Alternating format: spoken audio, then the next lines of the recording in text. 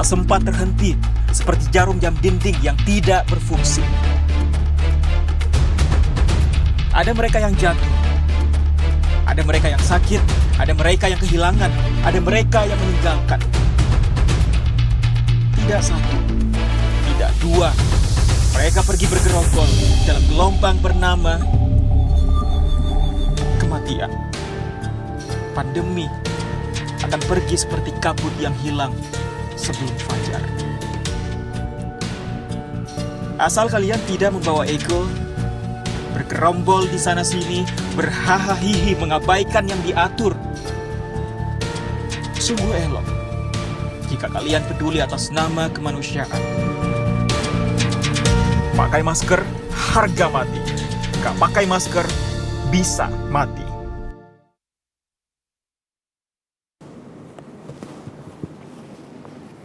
Assalamualaikum warahmatullahi wabarakatuh. Selamat sore, salam sejahtera untuk kita semuanya. Hari ini saya akan menyampaikan perkembangan penanganan COVID-19 di Indonesia. Sebelum menyampaikan informasi detail, saya ingin memberikan catatan penting terkait data kepatuhan penggunaan masker dan menjaga jarak.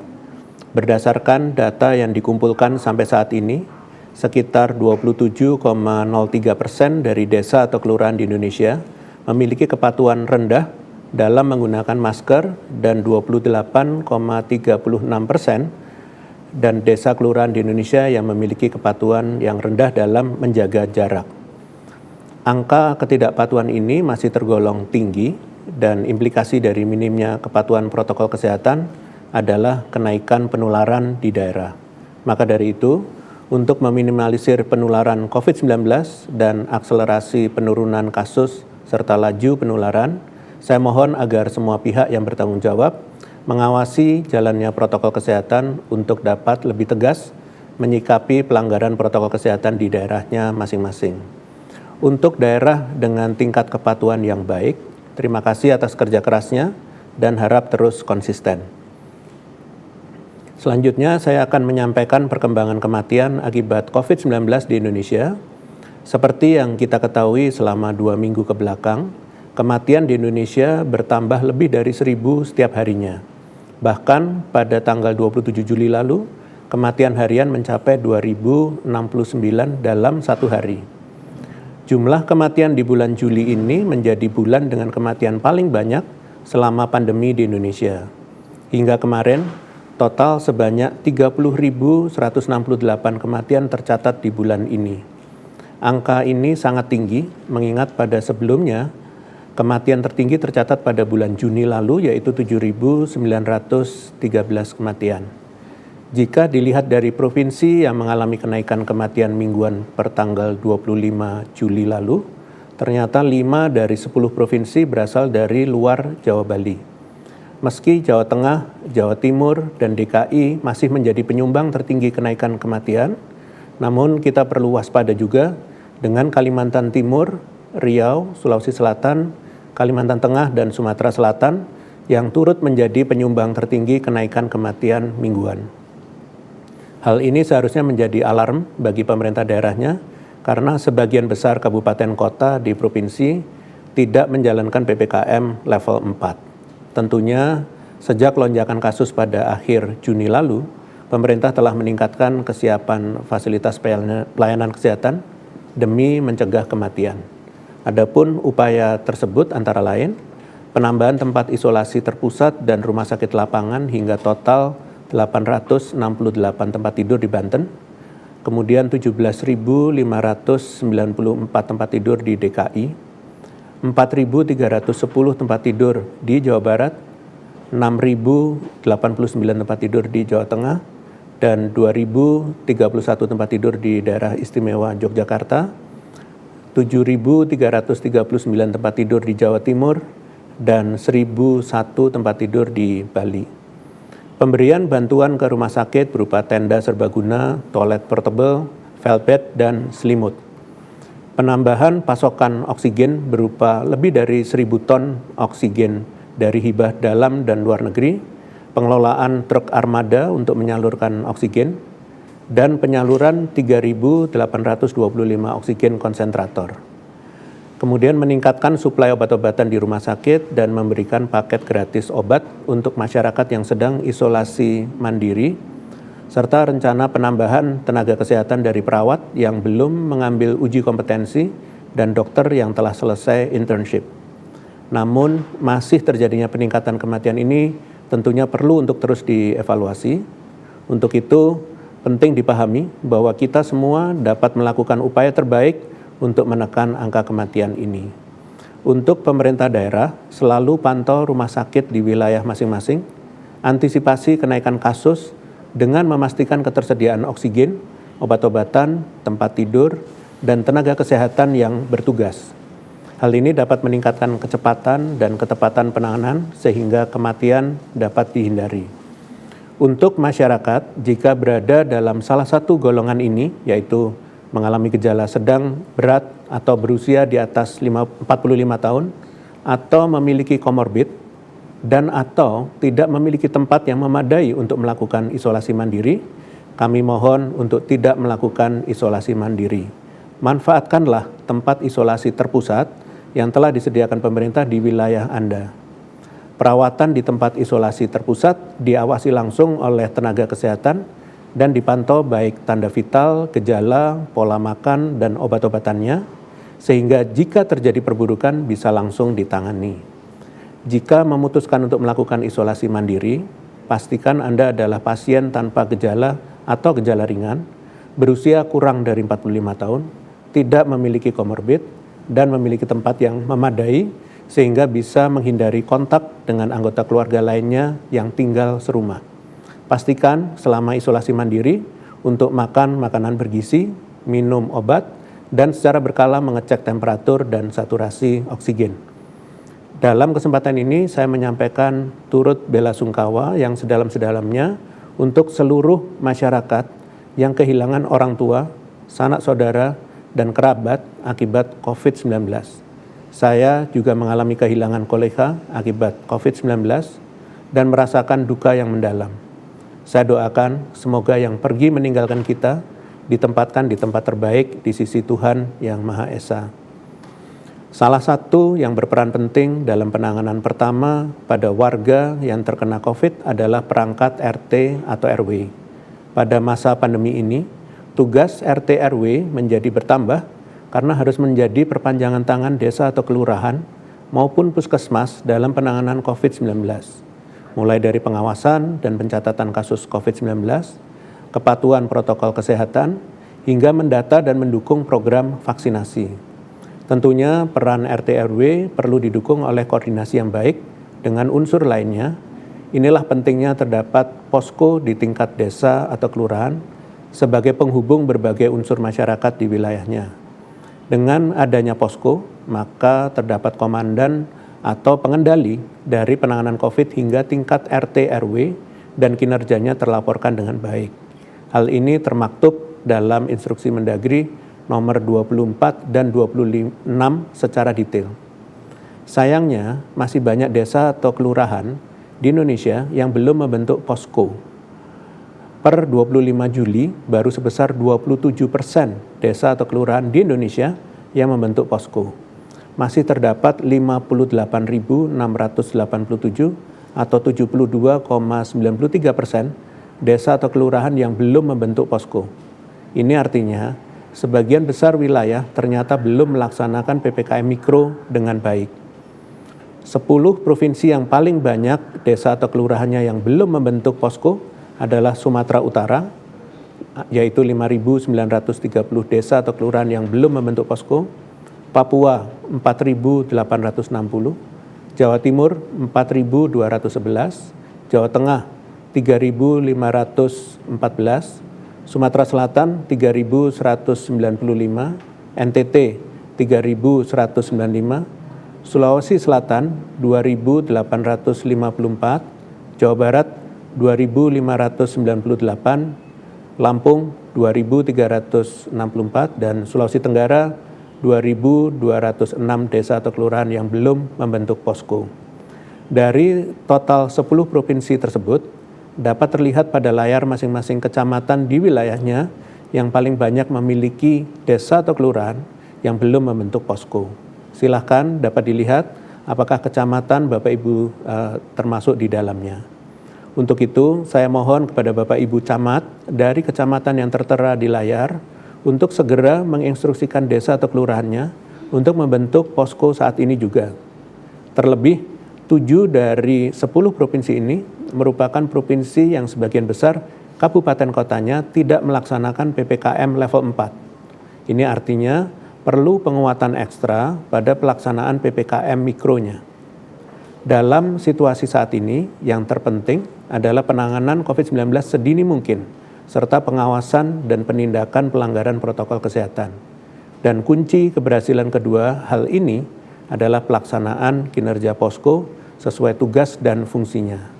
Apabila dalam minggu ini Bapak Ibu Camat di wilayah ini dapat memenuhi seluruh desa atau kelurahan yang belum membentuk posko, maka Bapak Ibu berkontribusi besar dalam penanganan COVID-19 dan pencegahan kematian.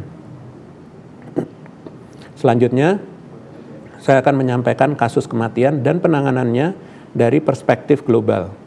Berdasarkan data yang dihimpun WHO dalam 1 minggu terakhir, angka kasus kematian tertinggi berasal dari wilayah Amerika, yaitu 2 sampai dengan 3 kematian baru per 100.000 penduduk.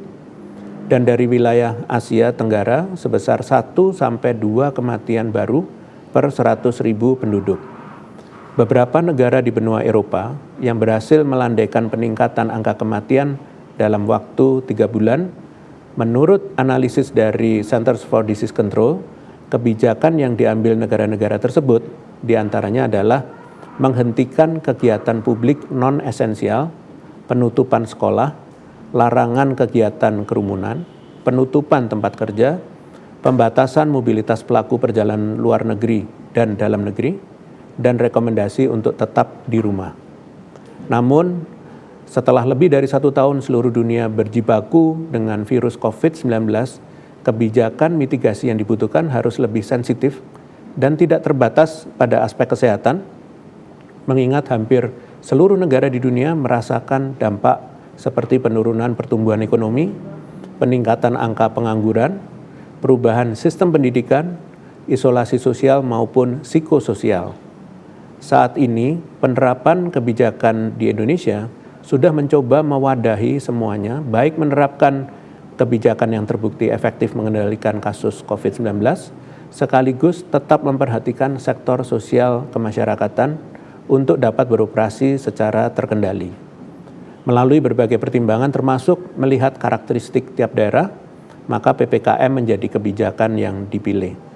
Hal ini sejalan dengan hasil analisis yang dilakukan oleh World Bank tahun 2020 untuk 26 negara. Didapatkan hasil temuan bahwa kurva kematian lebih landai pada daerah berpendapatan menengah daripada daerah berpendapatan tinggi.